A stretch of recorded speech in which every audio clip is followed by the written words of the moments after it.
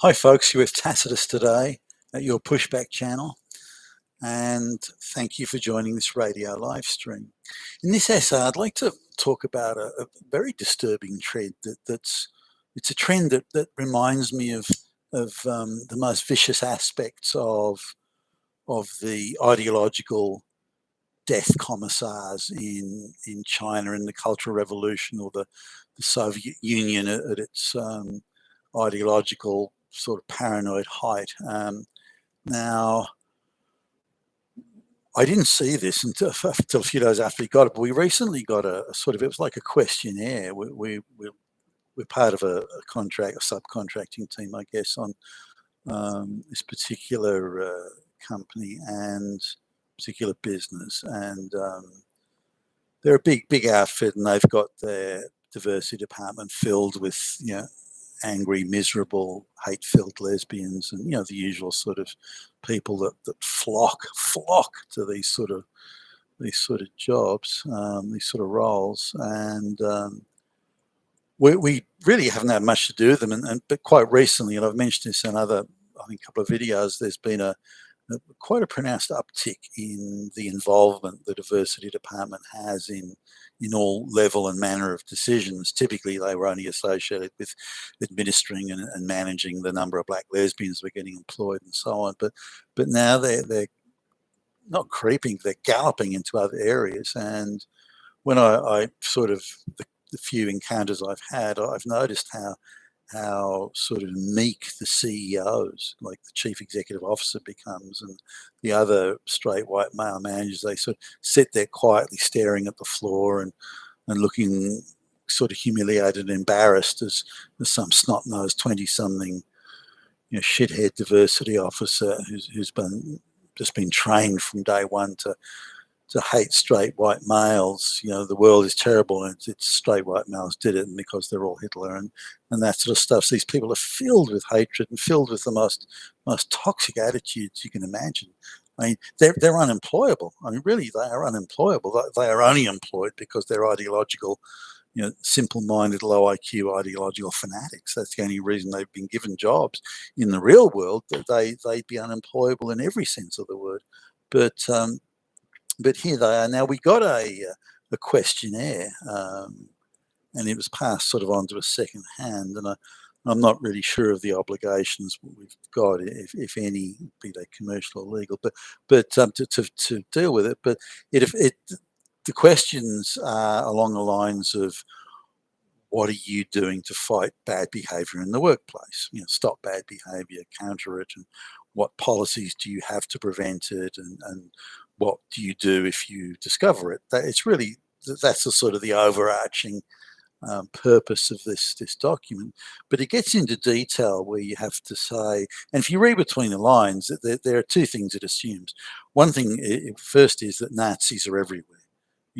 Having Nazis in the workplace is the biggest problem we have to face. Is it laziness? People taking time off, taking fake sick days.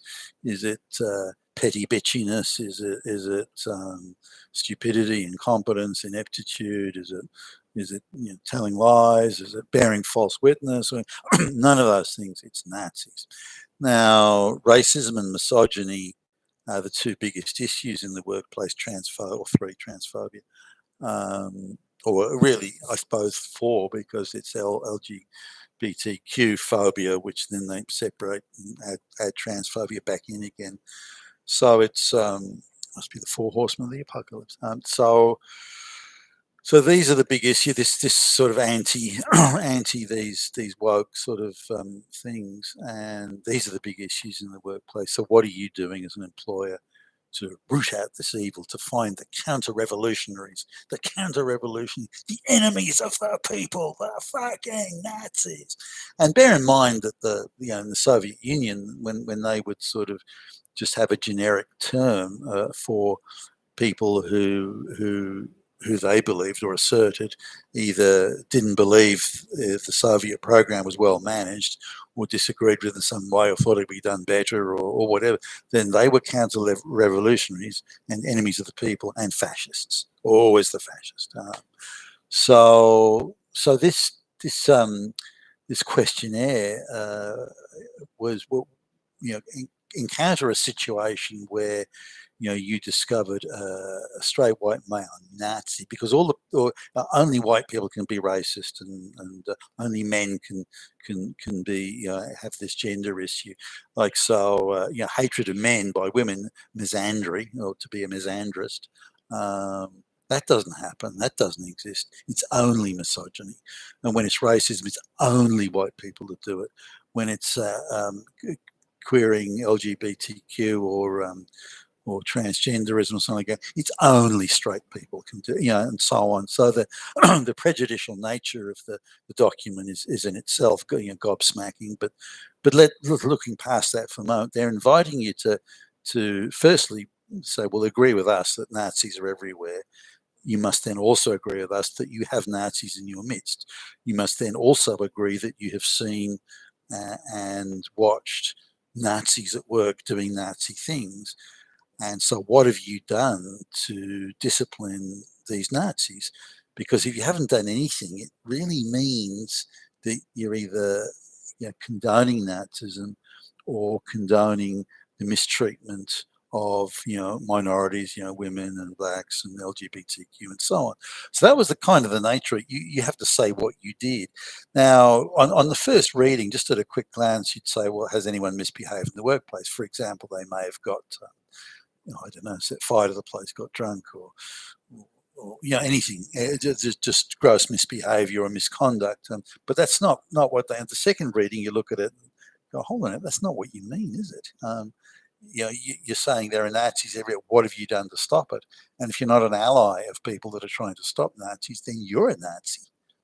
And you may even be Hitler. In fact, someone said that Hitler went out the back door a moment ago, and it's that sort of tone throughout the whole thing. Now, if you answer it, then you're accepting their premise that Nazis are everywhere, only straight white males are bad, and you're accepting that narrative, that ideological, fanatical, insane, fucked up, evil fucking narrative. Now, I'm not prepared to do that, so. Now I've gone over the contract, and there's no direct or indirect requirement for us to prove you're not a Nazi type thing. There's no so if it does push come to shove, and I hope it doesn't come to this. But if it comes to this, I'll say, okay, well, we'll have to discuss this in front of a judge. Now I think they'll back down. But I don't want it to come to that, because it's going to mean they'll find other ways of getting back at you. And as far as these people are concerned, if you not only if you dispute, but even question or doubt the veracity of their insanity, then you are the problem. They're not the problem. You are the problem if you even question it or ask any questions or point out that the insane and extreme prejudicial nature of their predetermination. If you even point that out, then again, you are the problem. You are the Nazi. You are Hitler. They're not. They're morally pure. They are pure beyond pure. And they're just trying to fight Nazis. So they are the good people. And if you're not totally on board with this, you're the fucking Nazi. So anyway, again, this is something that I see it accelerating quite a bit, and it comes back to just a few days ago. We were sitting down in front of a diversity director, a young woman in her 30s, lesbian, but you could tell terribly miserable, very insecure, huge chip on shoulder.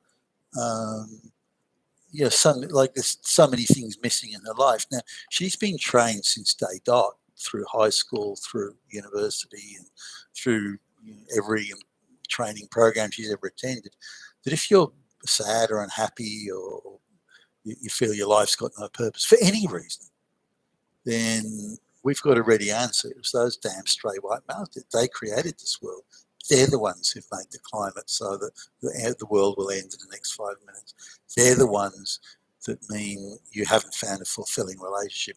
They're the ones that are causing all the problems. They did it to you. Your life is shit because of them. They did it. You have every right to hate them. You have every right to punish them.